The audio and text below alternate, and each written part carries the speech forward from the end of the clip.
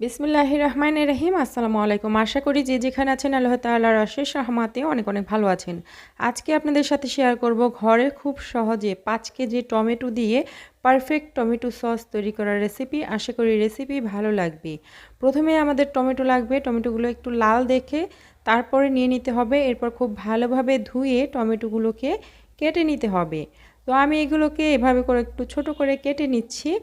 তো এই টমেটোগুলো প্রথমেই ধুয়ে নিতে হবে, ধুয়ে তারপরে এগুলো কেটে নিতে হবে। আমি টমেটোর সসটা তৈরি করব, কোনো রকম পানি ব্যবহার করব না। তো এইখানে টমেটোগুলো কেটে নেওয়ার পর এখন এর মধ্যে 15 কোয়ার মতো রসুন দিয়েছি, এরপর 1 চা চামচের মতো গোলমরিচ দিয়েছি। এখন এটাকে ঢেকে আমি রান্না করে নেব যতক্ষণ না টমেটোগুলো খুব ভালোভাবে সেদ্ধ হয়ে গেছে। এইখানে কিন্তু আমি এক ফোঁটাও পানি ব্যবহার করিনি, তারপরেও কিন্তু টমেটো থেকে অনেকটা পানি উঠে এসেছে। এই পর্যায়ে আমি চুলাটা অফ করে দিব। এর থেকে বেশি এটাকে সেদ্ধ করব না, তাহলে কালারটা ফ্যাকাশে হয়ে যাবে। তো এটা আমার ঠান্ডা করে নেওয়া হয়ে গেছে। আমি টমেটোগুলো সেদ্ধ করে ঠান্ডা করে নিয়েছি। এখন এই টমেটোগুলোকে আমি একটা ব্লেন্ডার জাগের মধ্যে নিয়ে নিচ্ছি। এগুলোকে খুব ভালোভাবে মিহি করে ব্লেন্ড করে নিতে হবে। তো এগুলোকে ব্লেন্ড করে তারপরে একটা ছাঁকনির মধ্যে নিয়ে নিচ্ছি। আমি একটা হাঁড়ির উপরে ছাঁকনি নিয়েছি, এর উপরে এই টমেটোগুলোকে ঢেলে দিয়ে খুব ভালোভাবে ছেঁকে নিতে হবে। তো এগুলো ছেঁকে নিলে টমেটো সসটা অনেক বেশি ভালো হয়। তো এগুলো আমি সবগুলো একসাথে ব্লেন্ড করে ছেঁকে নিচ্ছি। তো এ তো আমার সবগুলো ছেঁকে নেওয়া হয়ে গেছে, দেখতেই পারছেন। তো এখন এর মধ্যে আমি ব্যবহার করব চিনি। চিনিটা নিজেদের স্বাদ অনুযায়ী দেওয়া যাবে, তবে এখানে 5 কেজি টমেটোর জন্য আমি এখানে 2 কাপ চিনি ব্যবহার করেছি, আর আমার এই কাপটা হচ্ছে 240 গ্রামের। তো এরপরে স্বাদ মতো লবণ দিয়ে দিয়েছি, এরপর দিয়ে দিচ্ছি 1 চা চামচ বিট লবণ এবং লাল মরিচের গুঁড়া দিয়েছি 1.5 চা চামচ। এখন হাফ চা চামচ ভাজা শুকনা মরিচের গুঁড়া দিয়েছি। এরপর দিয়ে দিচ্ছি 1 কাপ ভিনিগার অথবা সিরকা। এই ভিনিগার অথবা সিরকাটা ব্যবহার করার কারণে টমেটো সসটা অনেক দিন পর্যন্ত সংরক্ষণ করা যাবে, আর এর স্বাদটা অনেক বেশি ভালো আসবে। তো এরপরে আমি এটা একটা কাপের মধ্যে কিছুটা ভিনিগার নিয়ে নিয়েছি। এরপর দিয়ে দিচ্ছি 3 টেবিল চামচ কর্নফ্লাওয়ার, দিয়ে এটাকে গুলিয়ে একটা সাইডে আমি রেখে দেব। পরবর্তীতে এটা ব্যবহার করতে হবে।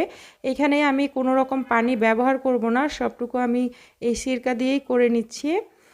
তো এই টমেটো যে সসটা, এটা আমি বেশ কিছুক্ষণ জাল করে নিয়েছি, দেখতেই পারছেন। আর এটা আমি রাইস কুকারে তৈরি করছি আজকের সসটা।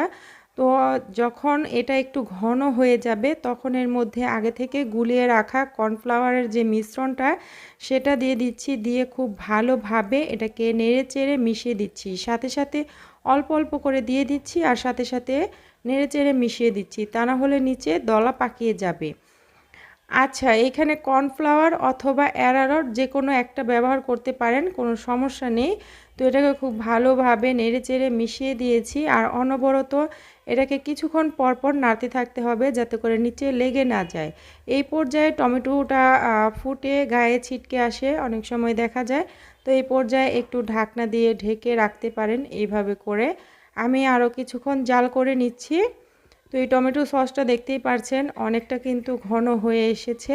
এই পর্যায়ে আমি এটা পারফেক্টভাবে হয়েছে কিনা সেটা টেস্ট করে নিচ্ছি। একটা প্লেটের মধ্যে কিছুটা সস নিয়ে নিয়েছি। এখন এইভাবে কাত করে ধরলে যদি পানি পানি না পড়ে, এরকমভাবে সসটা গড়িয়ে পড়ে, তাহলে বুঝতে হবে হয়ে গেছে।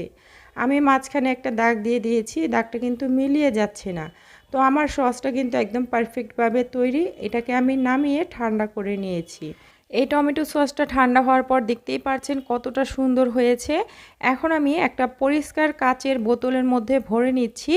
এরপর এটাকে নর্মাল ফ্রিজে রেখে দিলে সারা বছর ভালো থাকবে। এই সসটা ফ্রিজ থেকে বের করে বেশিক্ষণ সময় ধরে বাইরে রাখা যাবে না। যখন যতটুকু প্রয়োজন ততটুকু নিয়ে সাথে সাথে এটাকে নর্মাল ফ্রিজে রেখে দিতে হবে, তাহলে এটা একদম ফ্রেশ থাকবে। আশা করি আজকের রেসিপি আপনাদের কাছে একটু হলেও ভালো লেগেছে। আজকের মতো বিদায় নিয়ে নিচ্ছি। সবাই ভালো থাকবেন। আল্লাহ হাফেজ।